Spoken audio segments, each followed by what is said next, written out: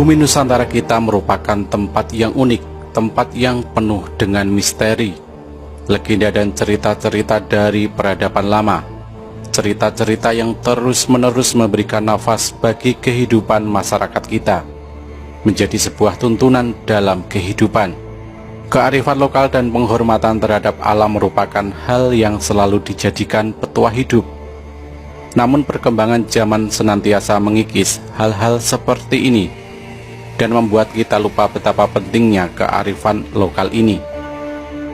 Dan berikut merupakan sebuah cerita mengenai Nusantara yang selalu diliputi oleh legenda dan mitosnya, yakni sejarah tentang Sabdo Palon dan Mbah Petruk. Ketika pertama Islam masuk ke tanah Jawa, tidaklah semulus yang orang sangka. Sebab tanah Jawa sudah ada manusia, juga ada bangsa jin yang menganut kepercayaan kuno. Ada yang menduga mereka adalah penganut Hindu dan Buddha, yakni agama yang pada saat itu berkembang. Namun banyak yang menduga mereka adalah penganut kepercayaan Jawa kuno. Mereka ini dipimpin oleh Sabdo Palon. Karena paham mereka yang berbeda, maka ketika Islam masuk disambut dengan peperangan. Bukan peperangan sembarang perang, namun perang mistis, perang ilmu-ilmu gaib. Sehingga tidak sedikit ulama Islam yang dikirim dari Mesir gugur dalam peperangan mistis tersebut. Dalam wadah kasar mereka tewas karena tersapu gelombang pasang, semacam tsunami dan sebagainya. Perang itu berlanjut dengan banyaknya jatuh korban di kedua belah pihak. Maka diutuslah Syekh Subakir, ulama asal Persia atau Iran yang dikenal ahli ilmu gaib dan bisa melihat bangsa jin. Dengan kedatangan Syekh Subakir, benteng pertahanan Sabdo Palon yang super ketat dapat ditembus, dan banyak bangsa jin atau manusia pengikut Sabdo Palon yang binasa. Melihat keadaan yang tidak menguntungkan itu, Sabdo Palon mengadakan gencatan senjata. Dia mengajak Syekh Subakir berunding dan menghentikan perang. Syekh Subakir menerima ajakan tersebut dengan tangan terbuka, karena dia juga melihat jalan perundingan jauh lebih baik daripada melanjutkan pertempuran yang tidak ada gunanya. Kemudian terjadilah kesepakatan antara Syekh Subakir dengan Sabdo Palon.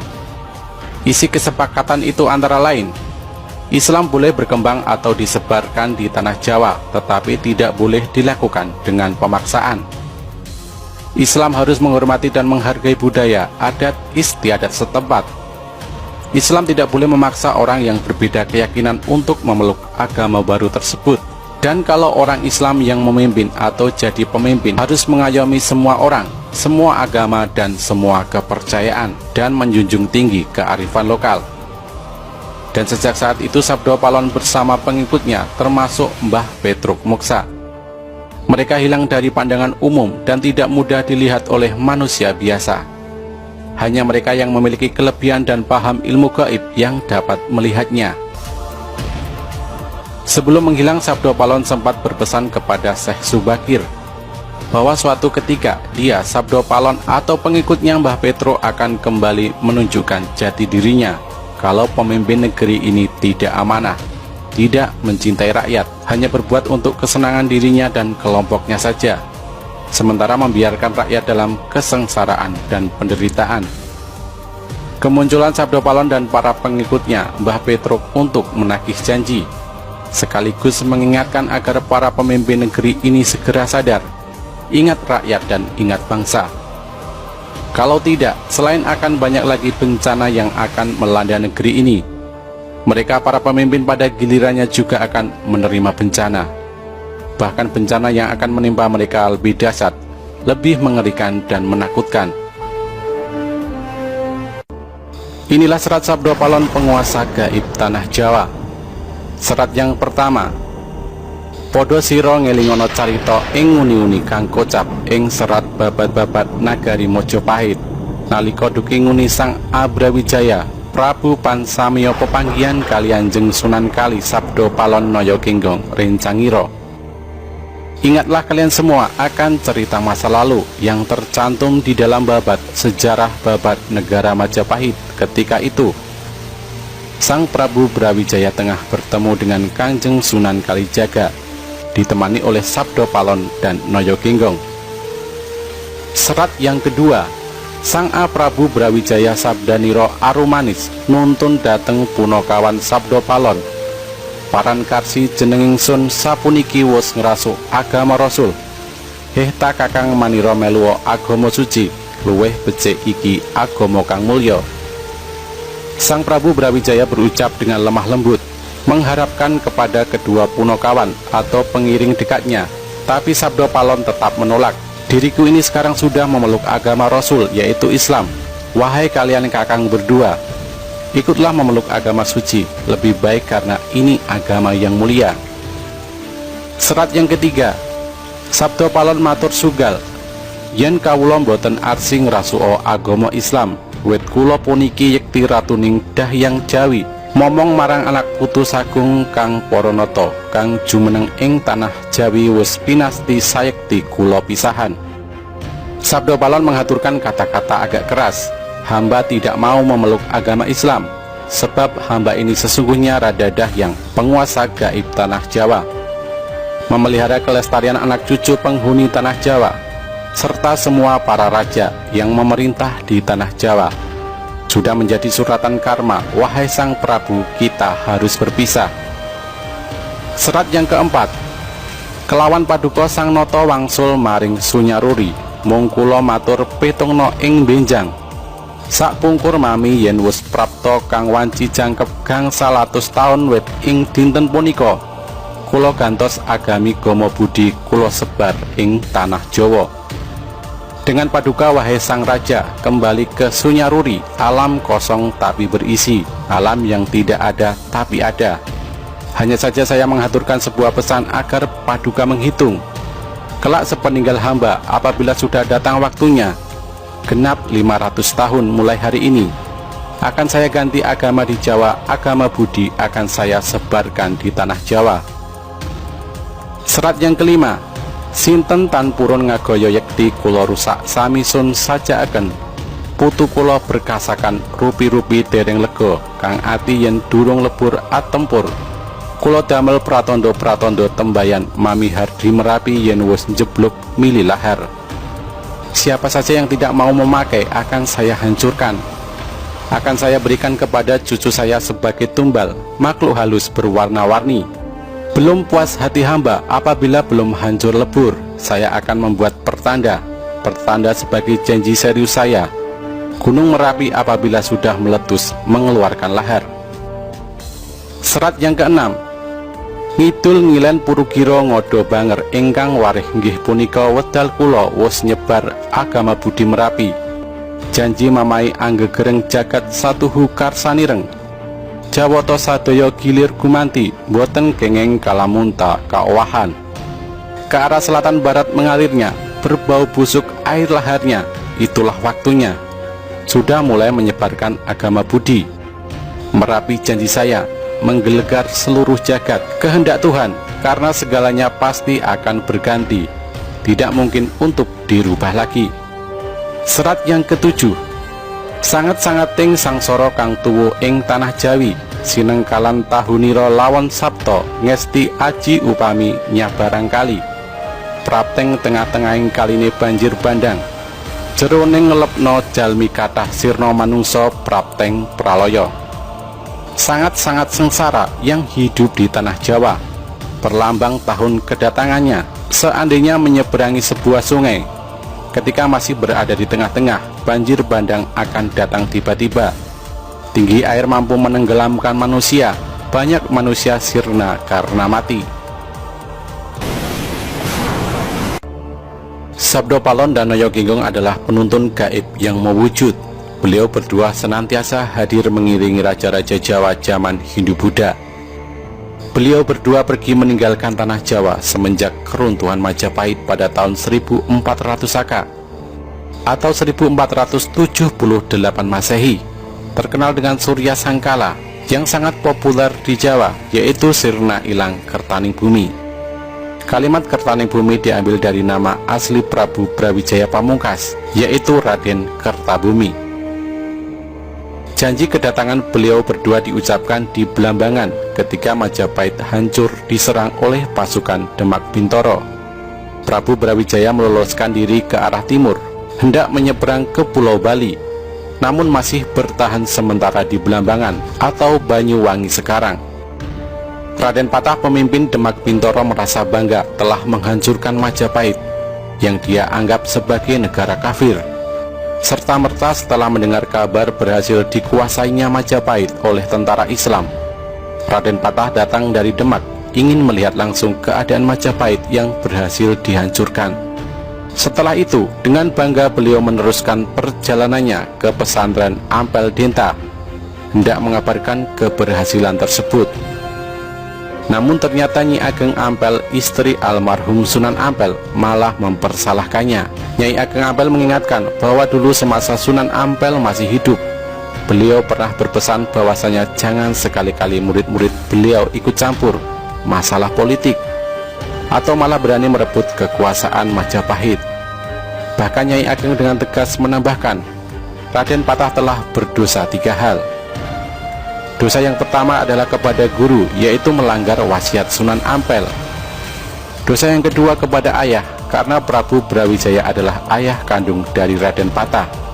Dosa yang ketiga adalah kepada raja, karena raja adalah imam, tidak boleh dilawan tanpa alasan yang benar.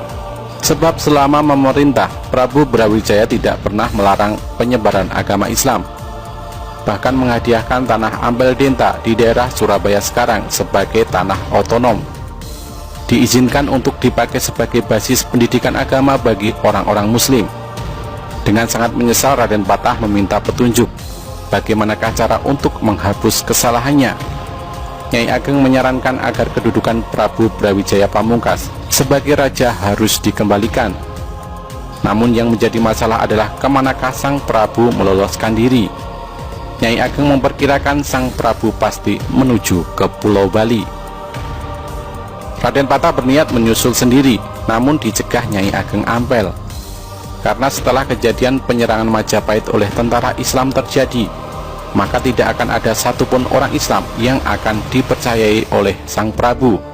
Tidak Raden Patah, tidak Nyai Ageng Ampel, tidak pula para wali yang lain yang turut serta membantu penyerangan tersebut. Namun hanya ada 2 wali yang mungkin masih beliau percayai. Pertama Syekh Siti Jenar dan kedua Sunan Kalijaga. Karena kedua wali ini terang-terangan menentang penyerangan pasukan Islam ke Majapahit. Karena hubungan Raden Patah tidak begitu baik dengan Syekh Siti Jenar, maka dia meminta pertolongan Sunan Kalijaga untuk melacak keberadaan Ramandanya. Dan jika ditemukan, dimohon dengan segala hormat untuk kembali ke Trowulan, ibu kota Majapahit, untuk dikukuhkan lagi sebagai raja. Sunan Kalijaga bersedia membantu. Ditemani beberapa santri, beliau langsung melakukan pencarian ke arah timur. Dan ternyata benar, di Blambangan banyak umbul-umbul pasukan Majapahit serta para prajurit Majapahit yang siap tempur berkumpul di sana. Dan benar pula Prabu Brawijaya masih ada di sana, belum menyeberang ke Pulau Bali. Agak kesulitan, Sunan Kalijaga memohon bertemu dengan sang Prabu. Namun karena sang Prabu tahu betul Sunan Kalijaga yang seringkali beliau panggil Syahid itu menurut pasukan sandi atau intelijen Majapahit, Sunan Kalijaga bersama pengikutnya sama sekali tidak ikut dalam penyerangan ke Majapahit. Maka Sunan Kalijaga dipersilahkan menghadap walau dengan kawalan ketat. Disinilah dialog Serat Sabdo Palon terjadi. Sang Prabu Brawijaya ditemani Sabdo Palon dan Noyo Ginggong dihadap oleh Sunan Kalijaga beserta sesepuh Majapahit yang kebetulan bersama-sama sang Prabu hendak menuju ke Pulau Bali, menyusul beberapa masyarakat Jawa lainnya yang lebih dahulu melarikan diri ke sana. Mendengar penuturan Sunan Kalijaga, sang Prabu luruh hatinya, karena sejatinya sang Prabu kini tengah menggalang kekuatan besar untuk merebut kembali tahta dari tentara Islam. Tidak bisa dibayangkan apabila itu terjadi, karena pendukung sang Prabu Brawijaya masih banyak tersebar di seluruh Nusantara. Pertumpahan darah yang lebih besar pasti akan terjadi. Putra-putra Prabu Brawijaya masih banyak yang berkuasa dan mempunyai kekuatan tentara yang besar, seperti Adipati Handayaningrat IV di Pengging, Lembu Peteng di Madura, Bondan Kejawen ditaruh, dan masih banyak lagi. Sunan Kalijaga meminta agar pertikaian dihentikan, dan sudilah kiranya Sang Prabu kembali memegang tampuk pemerintahan.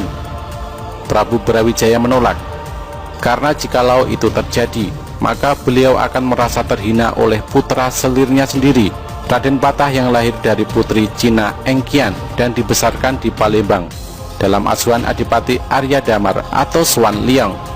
Bagaimana tidak, seorang ayah harus menerima tahta dari anaknya sendiri. Memalukan. Ketika perundingan menemui jalan buntu, maka Sunan Kalijaga mengusulkan agar beliau dengan kebesaran jiwa mau memeluk Islam.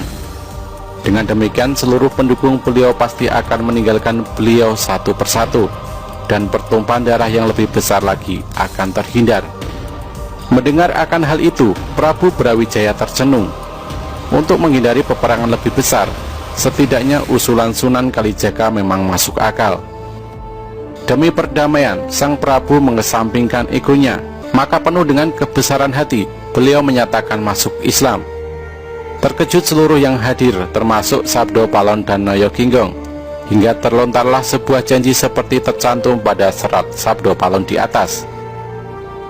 Sepeninggal Sabdo Palon dan Noyo Ginggong, Sang Prabu pun bersedia kembali ke Trowulan, namun bukan hendak kembali menduduki tahta, akan tetapi mendamaikan seluruh kerabat Majapahit agar merelakan tahta dipegang oleh Raden Patah.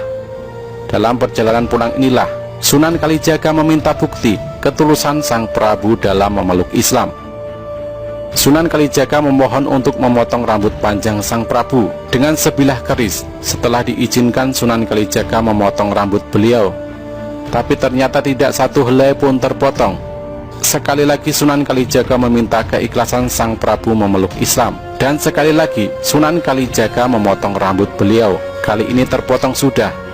Namun Sunan Kalijaga belum puas. Menjelang berangkat kembali ke Trowulan, Sunan Kalijaga mengambil air comberan yang berbau tidak sedap, dimasukkan ke dalam sebilah bambu. Di hadapan Sang Prabu beliau menyatakan bahwasanya apabila air comberan ini sesampainya di Trowulan, airnya berubah tidak berbau busuk. Nyata sudah Sang Prabu telah lahir batin masuk Islam. Berangkatlah rombongan itu ke Trowulan.